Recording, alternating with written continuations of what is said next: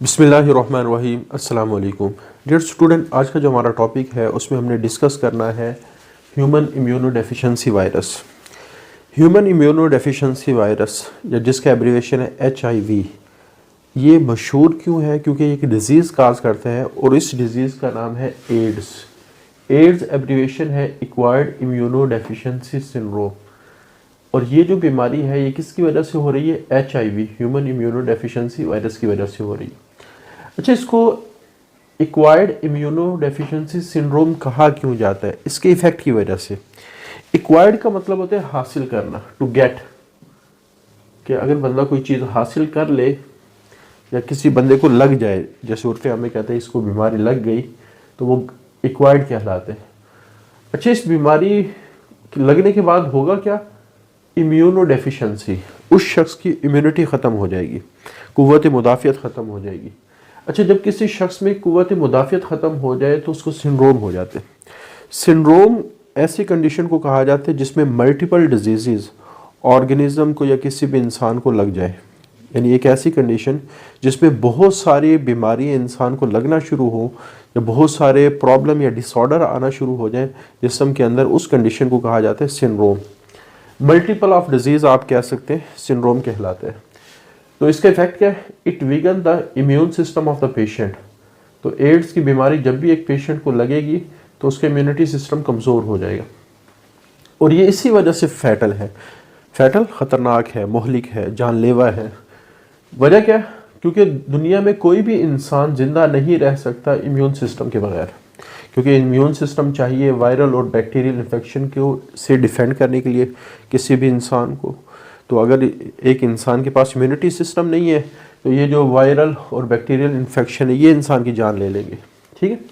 अच्छा, HIV हमारी body में अटैक कहाँ करता है जिसकी वजह से इम्यूनिटी सिस्टम हमारी बॉडी का कोलैप्स कर जाते हैं, ख़त्म हो जाते हैं? ये अटैक करते हैं हमारे वाइट ब्लड सेल, जो हमारे इम्यूनिटी सिस्टम के एक मेन कंपोनेंट है। और ये वाइट ब्लड सेल कौन से है? T lymphocyte. T lymphocyte are the type of the white blood cells. तो they act on T lymphocyte, और टी लिम्फोसाइट हमारे इम्यूनिटी सिस्टम का मेजर कंपोनेंट है। हमारी इम्यूनिटी सिस्टम की ये सेंसर है, ये पहचानेंगे हमारी बॉडी में कोई फॉरेन ऑर्गेनिज्म हमला करने के लिए आया है। इनका पहचानने के बाद फिर रिएक्शन शुरू होगा। अगर यही किसी भी मशीन के अगर सेंसर ही ख़राब हो जाए तो वो चेंज कोई डिटेक्ट नहीं पर, और जब तक चेंज डिटेक्ट नहीं होगी उस वक्त तक रिएक्शन भी शो नहीं होता। तो इस वजह से ये हमारे इम्यूनिटी सिस्टम ख़राब होना शुरू हो जाते हैं।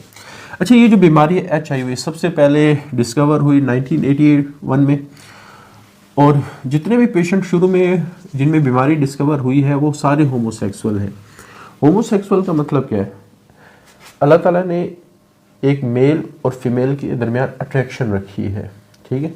लेकिन अगर मेल के साथ अट्रैक्टेड हो रहा हो तो इस कंडीशन को कहा जाता है होमोसेक्सुअल। बाद में नॉर्मल जो लोग होते हैं उनके अंदर भी ये डिस्कवर हुई, लेकिन ख़ास तौर पे इनमें ज़्यादातर वो लोग थे जिनको ब्लड या ब्लड की प्रोडक्ट दी गई थी, ब्लड दिया गया था या ब्लड का कोई कंपोनेंट, जैसे प्लाज्मा भी अलग से डोनेट होता है, वाइट ब्लड सेल अलग से डोनेट हो सकते हैं। तो बहरहाल ब्लड या ब्लड प्रोडक्ट दी गई थी, तो उन पेशेंट के शुरू में होमोसेक्सुअल पेशेंट में डिस्कवर हुई, बाद में फिर जो दूसरे लोग थे जिनको ब्लड दिया गया था उनमें भी ये डिस्कवर हुई। फिर 1984 में, ये तो 1981 में डिस्कवर हुई, 1984 में इस बीमारी का एजेंट के बारे में पता चला कि एजेंट वायरस है, और फिर 1986 में इस एजेंट को नाम दिया गया, इट वाज नेम्ड, और इसको नाम क्या दिया गया? ह्यूमन इम्यूनो डेफिशिएंसी वायरस, ये इसको नाम दिया गया। अच्छा, इस वायरस के बारे में साइंटिस्ट का कहना ये है कि ये चिंपैंजी, जो मंकीज़ की एक टाइप है और जो अफ्रीका के जंगलों में रहते हैं, वहाँ से ये ओरिजिनेट हुआ, और फिर इन चिंपैंजी के ज़रिए से और ये जो मंकीज़ की टाइप है इनके ज़रिए से फिर इंसानों के अंदर मुंतकिल हुआ है। तो एविडेंस, सबूत इस बात के मिले, suggest that a form of virus, इस तरह के एक वायरस की शक्ल इंटर्ड इनटू द ह्यूमंस। अच्छा, आमतौर पे जो बंदरों के अंदर वायरस पाया जाता है वो HIV नहीं होता, बल्कि HIV से मिलती जुलती शक्ल होती है। बाद में जब ये इंसानों में इंटर हुआ है तो फिर ये HIV में कन्वर्ट हुआ है। तो यही बात लिखी गई है कि इस तरह के जो मिलता जुलता जो वायरस है जब ये इंसानों में मुंतकिल हुआ तो बाद में ये HIV में कन्वर्ट हुआ है। और ये HIV इंसानों में आया कैसे है? जैसे किसी बंदर ने इंसान को काट लिया हो, या कुछ लोग होते हैं जो बंदर और का गोश्त खाते हैं, उसका मगज़ खाते हैं, तो उसके ज़रिए से भी इंसानों में मुंतकिल हुआ है। बहरहाल अब ये इंसान की एक बड़ी ख़तरनाक बीमारी है। अगर खुदा न खास्ता किसी शख्स को लग जाए तो फिर उसका मरना ज़रूरी होता है, वो लाजमी मरता है। अब जब HIV हमारे पास वायरस का पता चला, फिर साइंटिस्ट ने सोचा कि इसके स्ट्रक्चर को स्टडी किया जाए।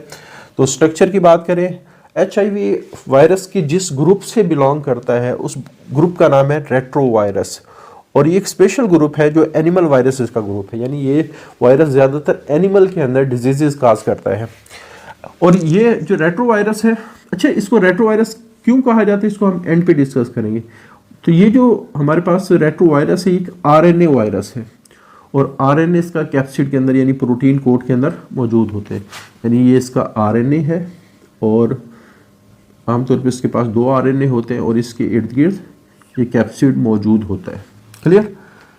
फिर इनका ये जो कैप्सिड है, प्रोटीन कोट है, उसके बाहर भी एक मेम्ब्रेन की लेयर होती है जो उसका इन्वेलप बनाती है। और अगेन हमने ये बात डिस्कस की थी, ये जो मेम्ब्रेन आमतौर पे काफ़ी सारे वायरसेस के इर्द गिर्द होती है, ये वायरस की अपनी नहीं होती, बल्कि कुछ वायरस ऐसे हैं जब किसी एनिमल सेल के ऊपर वो अटैक करते हैं, जब उससे वो बाहर निकलते हैं। ये स्ट्रक्चर ऑफ वायरस में हमने डिस्कस की थी बात।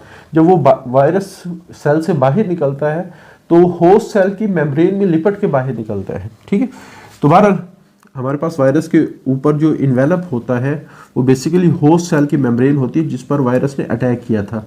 तो ये जो स्ट्रक्चर है यानी RNA और कैप्सिड, प्रोटीन, कैप्सिड का मतलब protein coat, these structure are surrounded by lipid rich envelope. तो आपको पता है मेम्ब्रेन के अंदर लिपिड्स की काफ़ी ज़्यादा अमाउंट होती है।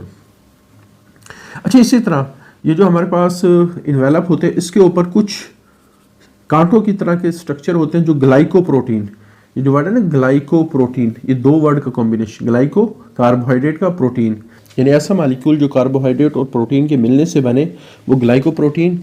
और ग्लाइकोप्रोटीन इस इन्वेलप के ऊपर जो कांटे बनाते हैं उसको स्पाइक्स कहा जाता है। अच्छा, ये जो कांटे हैं ये बड़े इंपॉर्टेंट है। क्यों? क्योंकि ये वायरस की हेल्प करते हैं टू आइडेंटिफाई कि वायरस ने किस सेल पर हमला करना है और उससे बाइंड करने में हेल्प करने, यानी ये अपने टारगेट सेल को आइडेंटिफाई करने में और बाइंड करने में हेल्प करते हैं। क्योंकि ये जो हमारे पास वायरस होते हैं ये एक ख़ास किस्म के रिसेप्टर होते हैं जिनको कहा जाता है CD4 रिसेप्टर। तो जिस सेल के ऊपर CD4 रिसेप्टर होंगे ये जाके उस सेल पर बाइंड करेंगे और फिर बाइंड करने के बाद वो सेल के अंदर इंटर होंगे। जैसे हमारे ये जो T लिम्फोसाइट होते हैं इनके ऊपर ये CD4 रिसेप्टर होते हैं, इस वजह से ये T लिम्फोसाइट पर जाकर अटैक करेंगे। तो ये वायरस अपने टारगेट को किस तरह आइडेंटिफाई करते हैं? अपने इन स्पाइक्स के ज़रिए से। अच्छा, अगर हम इनके साइज़ की बात करें, ये चूँकि स्फेरिकल होते हैं यानी इनकी शेप स्फेरिकल गोल होती है और गोल चीज़ को डायमीटर में मेजर किया जाता है और इनका जो डायमीटर है वो 100 नैनोमीटर है। ठीक है, और इनकी जो सबसे बड़ी प्रॉपर्टीज़ है जिसकी वजह से इस ग्रुप को रेट्रोवायरस कहा गया है, इनके पास एक एंजाइम होते हैं जिसका नाम है रिवर्स ट्रांसक्रिप्टेज।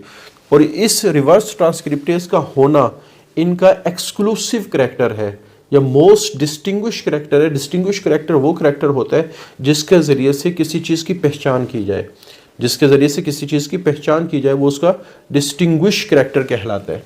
आगे रिवर्स ट्रांसक्रिप्टेज का फंक्शन क्या है, फंक्शन को अभी हम डिस्कस कर लेते हैं। हमने लास्ट लेक्चर में बैक्टीरियोफेज को डिस्कस किया था। उस बैक्टीरियोफेज में हमने ये कहा था कि बैक्टीरियोफेज जब बैक्टीरिया के ऊपर अटैक करता है तो अपना DNA वो बैक्टीरिया के अंदर भेजता है, वो DNA बैक्टीरिया के DNA के साथ अटैच हो जाता है और फिर बैक्टीरिया के DNA से वो काम लेता है और अपनी कॉपीज़ बनवाता है। लेकिन यहाँ DNA और DNA के साथ अटैच हुआ है।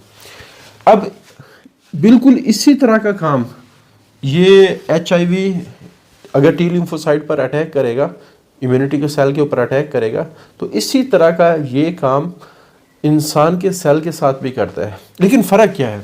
जैसे मैं कहता हूँ कि ये इंसान का सेल है, ये आप समझ लें कि इंसान का न्यूक्लियस है, सेल के T लिम्फोसाइट का न्यूक्लियस है और T लिम्फोसाइट में DNA पड़े हैं क्रोमोसोम्स की शक्ल में, DNA क्रोमोसोम्स की शक्ल में पड़े हैं।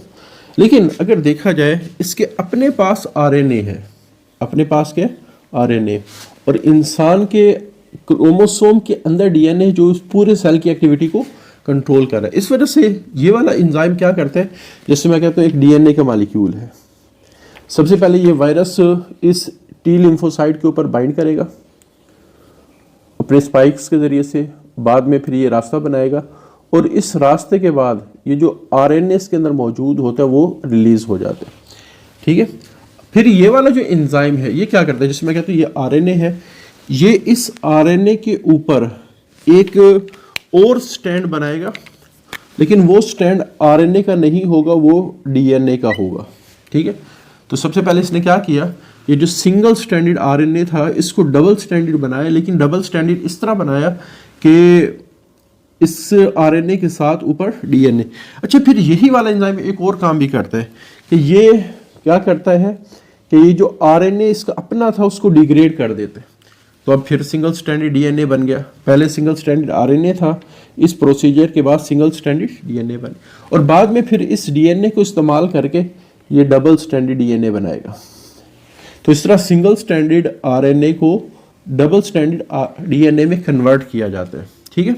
अच्छा, इस प्रोसेस को रिवर्स ट्रांसक्रिप्शन कहा जाता है। इसको रिवर्स ट्रांसक्रिप्शन क्यों कहा जाता है, क्योंकि डीएनए जो ऑलरेडी डबल स्टैंड होता है इससे आरएनए का बनना, इससे ये ट्रांसक्रिप्शन कहलाता है, ठीक है। और आरएनए हमेशा सिंगल स्टैंडर्ड होते हैं।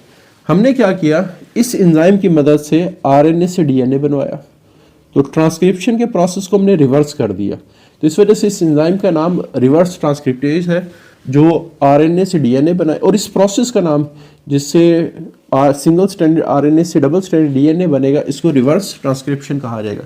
तो ये वाला एंजाइम क्या करता है, इस प्रोसेस को रिवर्स करता है। ये जो वर्ड है ना रेट्रोवायरस, रेट्रोवायरस अपने मैकेनिज्म की वजह से इनको नाम दिया गया। तो यहाँ ये क्या करते हैं, अपने ट्रांसक्रिप्शन के प्रोसेस को रिवर्स कर रहे होते हैं बैकवर्ड डायरेक्शन में। रेट्रो का वर्ड इस्तेमाल होता है रिवर्स के लिए, यानी ऐसे वायरस जो किसी प्रोसेस को रिवर्स कर रहे हो, उल्ट कर रहे हो। तो यहाँ ट्रांसक्रिप्शन को उल्ट किया जा रहा है, और हर वो हमारे पास वायरस जो ट्रांसक्रिप्शन के प्रोसेस को उल्ट करेगा, जिसके पास रिवर्स ट्रांसक्रिप्शन की सलाहियत होगी, वो रेट्रोवायरस कहलाएगा।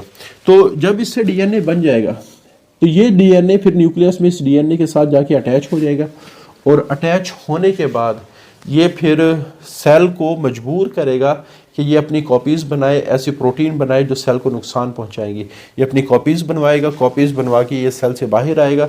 अगर एक वायरस गया था, हो सकता है 100 वायरस बन के बाहर आए, हो सकता है 200 वायरस बन के बाहर आए।